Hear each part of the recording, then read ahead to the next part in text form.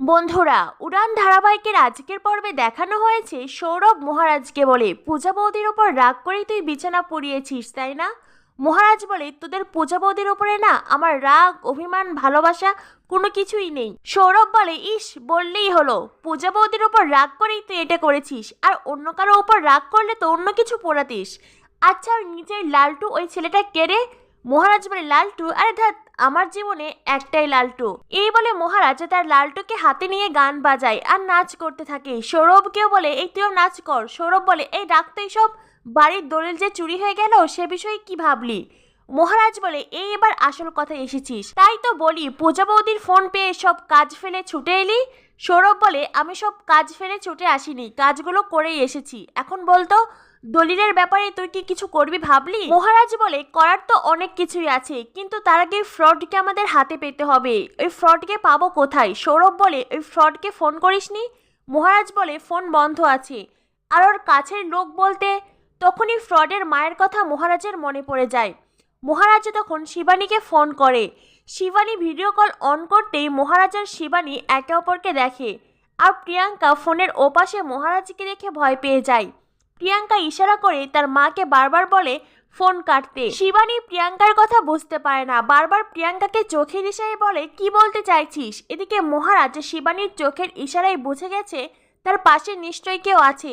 তখনই মিশ্রি মিমি বলে ডেকে ওঠে। মহারাজ আরেকটু শিওর হয়, তার মানে কি মিশ্রি প্রিয়াঙ্কাকে মিমি বলে ডাকছে?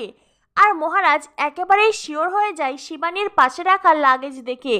এই লাগেজ তো আর কারো নয়, এই ফ্রডের। মহারাজ একেবারেই শিওর শিবানীর কাছেই আছে ফ্রড প্রিয়াঙ্কা। মহারাজ বলে, ঠিক আছে মাসিমা, এখন তবে ফোন রাখি। শিবানী বলে, কি একটা বলতে চাইছিলে, বাড়িতে কি হয়েছে? মহারাজ বলে, সেটা নয় দেখা হলেই বলবো।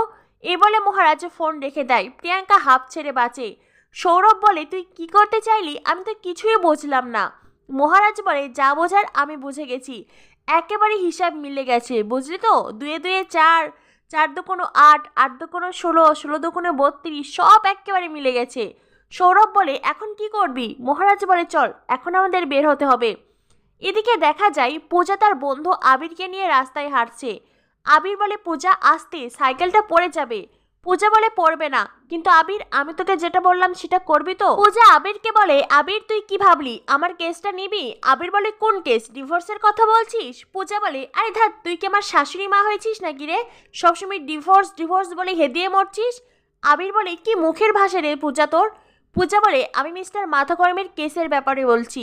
আবির প্রথমে একটু আপত্তি জানালেও পূজা আবিরকে ঠিক ম্যানেজ করে নেয়। আবির পূজার দিকে হাত বাড়িয়ে দেয়। পূজা বলে, তার মানে তুই কেসটা নিতে রাজি তাই তো? চল এবার। আবির বলে, কোথায়? পূজা বলে, কোর্টে। আবির বলে, আজই? পূজা বলে, আজ মানে এক্ষুনি চল, আমার সাইকেলের পিছনে বস। আবির বলে, এই না না পূজা, আমি পারবো না।